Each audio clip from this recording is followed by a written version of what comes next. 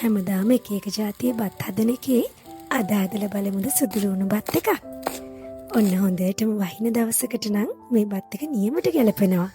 දැක්කනේ අහසේ පාට. හොඳට රසට සුදු ලුණු හැපෙන, මුළු ගෙදරම සුදු ලුණු සුවඳ දැනෙන රස බත් එකක් තමයි මේක. මං ඔන්න වෙනදා වගේම ඩිස්ක්‍රිප්ෂන් එකේ දැම්ම මේ බත් එක හදන්න ඕන වෙන જાති ඔක්කොම. ඒ වගේම හදන විදියත් දැම්මා. හරි ලේසි. වීඩියෝ එක බලන් හිටියම ටක් ගාලා හදාගන්න පුළුවන්. බත් එකත් එක්ක කන්න මං හැදුවා කට්ලට්. කට්ලට් හදන්නත් වැඩි වෙලාවක් යන්නේ. මේ જાති ටික ටට්ටක් ගාලා එකතු කරලා ගුලි ටික හදාගෙන ඉක්මනටම මේ වගේ තවරගෙන අපිට පුළුවන් ඒ ටික බෙද ගන්න.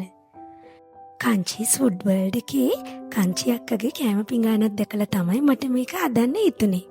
ඒ මෙනු එකේ මේ වගේ කජු බෙදපුකුත් තිබ්බා. ඔන්න එහෙනම් ඕගොල්ලොත් මේක දැකලා හදලා බලන්න ඕනේ හොඳේ.